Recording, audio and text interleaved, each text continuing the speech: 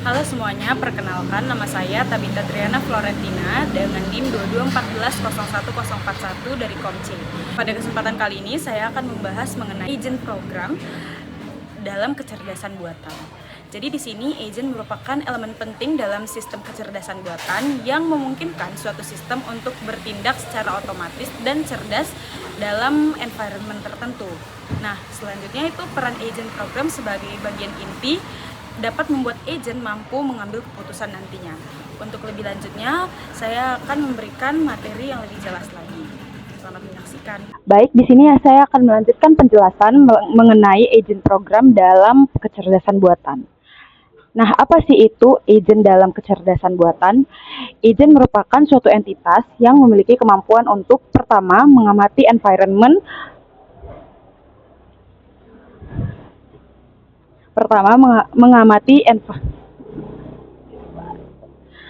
mengamati environment melalui sensor yang dimilikinya. Kedua, bertindak terhadap environment melalui aktuator atau alat eksekusi yang digunakan untuk memanipulasi lingkungan.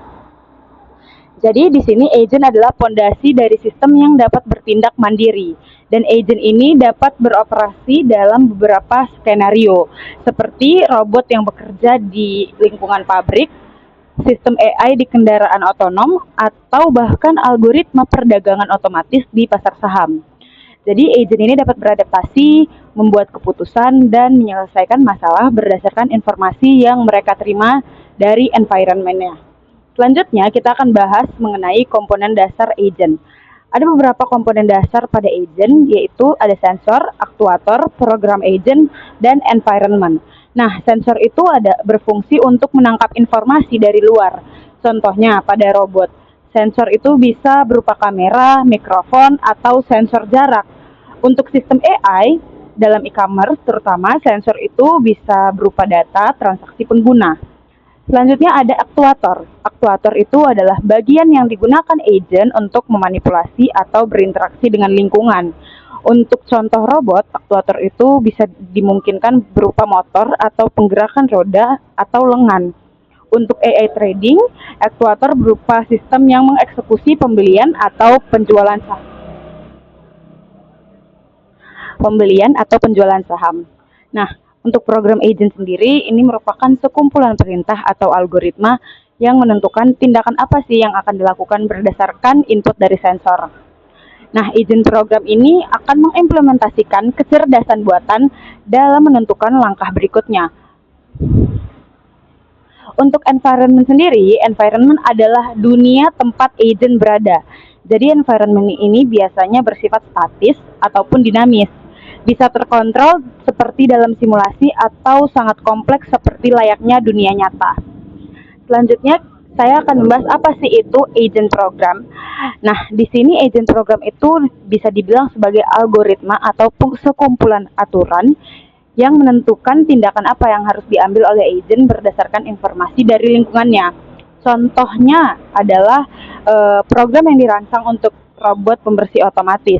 Agent program ini biasanya bisa menerima input dari sensor, seperti sensor jarak dan pengenalan rintangan, dan lalu akan memproses data tersebut dan memberikannya kepada motor atau aktuator untuk menghindari rintangan dan membersihkan area yang dibutuhkan.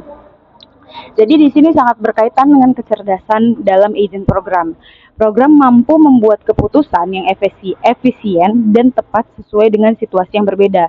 Jadi di sini ada pendekatan algoritmik yang digunakan dalam agent program seperti pemrograman berbasis aturan, pemrosesan sinyal, atau penggunaan machine learning. Selanjutnya kita akan bahas tentang arsitektur dasar agent. Ada beberapa arsitektur agent yang bisa digunakan dalam kecerdasan buatan. Setiap arsitektur memiliki cara yang berbeda dalam mengambil keputusan. Contohnya pertama ada simple reflex agent. Agent ini hanya bereaksi terhadap kondisi yang ada secara langsung tanpa mempertimbangkan situasi lebih luas. Ini adalah jenis agent yang paling sederhana biasanya, menggunakan aturan kondisi aksi sederhana. Contohnya, jika ada rintangan di depan, belok ke kanan. Jadi contoh penerapan tersebut adalah contoh penerapan pada vacuum cleaner atau robot pembersih yang hanya menghindari halangan di depannya saja. Selanjutnya ada model based reflex agent. Untuk model based reflex agent ini merupakan dan akan menyimpan representasi internal atau model tentang bagaimana sih environment-nya bekerja, sehingga dia nantinya dapat memprediksi dampak dari tindakannya. Dan ini jauh lebih simple jauh lebih maju dibanding simple reflex agent, karena dia di sini mempertimbangkan sejarah atau konteks dari aksi sebelumnya. Contohnya, sistem navigasi mobil yang mengingat posisi rintangan di lingkungan. Selanjutnya ada goal-based agent. Goal-based agent ini mengambil keputusan berdasarkan tujuan tertentu yang ingin dicapai. Dia tidak bereaksi pada lingkungan, tapi agent ini mengambil serangkaian tindakan untuk mencapai tujuan akhir. Contohnya, robot navigasi diarahkan untuk mencapai lokasi tertentu di peta. Yang terakhir ada utility based agent. Selain mencapai tujuan, agent ini mempertimbangkan value atau kepuasan yang diperoleh dari setiap tindakan yang diambil. Contohnya agent dalam game yang tidak hanya berusaha untuk memenangkan permainan, tetapi juga memaksimalkan poin yang didapat. Di sini kita akan lanjut membahas mengenai kategori agent berdasarkan kemampuan. Jadi agent dalam kecerdasan buatan dapat dikategorikan berdasarkan cara mereka membuat keputusan dan bertindak. Jadi ada beberapa keputusan dan tindakan yang dikategorikan, yaitu reactive agent. Jadi agent ini langsung merespon perubahan environment tanpa harus menyimpan atau memproses informasi lebih lanjut. Contohnya, ada sistem termostat yang hanya bereaksi berdasarkan suhu yang diterima dari sensor. Selanjutnya ada deliberative agent. Jadi deliberative agent ini memiliki kemampuan untuk melakukan perencanaan dan analisis sebelum mengambil tindakan.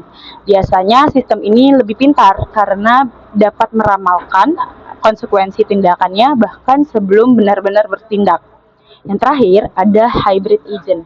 Hybrid agent ini adalah gabungan dari reaktif dan deliberative agent.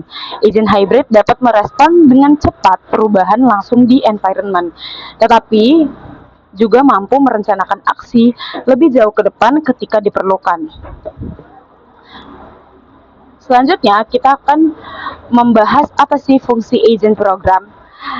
Ada 3 fokus fungsi utama yang harus dilakukan atau dilaksanakan oleh agent program. Pertama itu ada persepsi. Jadi agent itu harus melihat ataupun mengamati environment-nya melalui sensor. Jadi itu bisa berupa misalnya contoh pengumpulan data mentah seperti gambar, suara, atau data environment lain.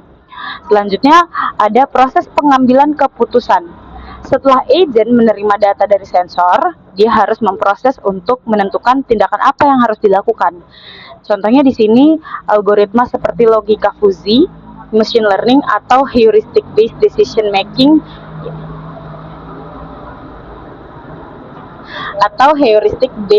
making yang mungkin dapat digunakan. Lalu yang terakhir itu ada aksi setelah keputusan dibuat.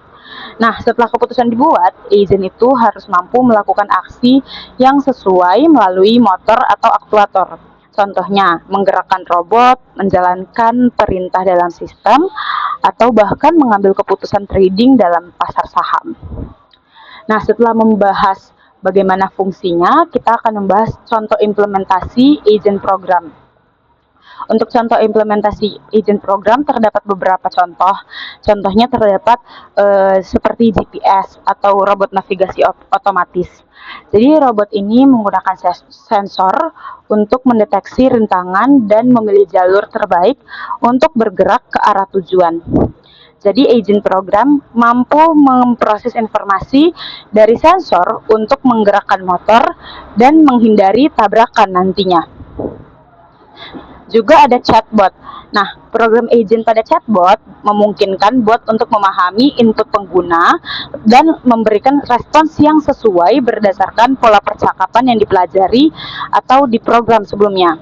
Jadi agent program bisa juga menggunakan AI seperti Natural Language Processing atau NLP untuk membuat responsnya lebih cerdas. Nah, Selanjutnya ada pada sistem trading saham. Untuk sistem AI yang digunakan dalam perdagangan saham seperti menerima data pasar atau sensor, memprosesnya dengan menggunakan algoritma prediksi atau agent program, dan mengambil keputusan untuk membeli atau menjual saham atau aktuator. Lalu kita akan membahas bagaimana sih tantangan dalam pengembangan agent program. Memang ada beberapa tantangan dalam pengembangan agent program sendiri. Salah satunya adalah environment yang dinamis. Environment tempat agent beroperasi seringkali berubah dengan cepat dan sulit untuk diprediksi, sehingga agent harus mampu beradaptasi secara real time. Selanjutnya ada juga keterbatasan sensor. Sensor mungkin tidak selalu memberikan informasi yang akurat dan lengkap, sehingga terkadang agent program harus mengatasi ketidakpastian. Yang terakhir ada kompleksitas atau pengambilan keputusan. Dalam situasi yang kompleks, agent harus memilih tindakan terbaik yang mungkin memerlukan perhitungan yang rumit, terutama jika melibatkan banyak variabel. Baik, untuk penutup, saya akan memberikan kesimpulan tentang materi agent program dalam kecerdasan buatan ini. Di sini, agent program itu bisa dibilang sebagai komponen yang sangat vital dan yang dapat memungkinkan agent dalam sistem kecerdasan buatan untuk bertindak secara cerdas dan mandiri. Jadi di sini desain dari agent program yang baik memungkinkan agent untuk sukses dalam berbagai tugas yang Jadi di sini desain dari agent program yang baik memungkinkan agent untuk sukses dalam berbagai tugas yang menantang, baik dalam lingkungan yang terstruktur maupun dalam lingkungan yang dinamis dan penuh ketidakpastian. Baik, berikut dari penjelasan yang telah saya berikan. Semoga berguna dan bermanfaat bagi teman-teman sekalian. Terima kasih.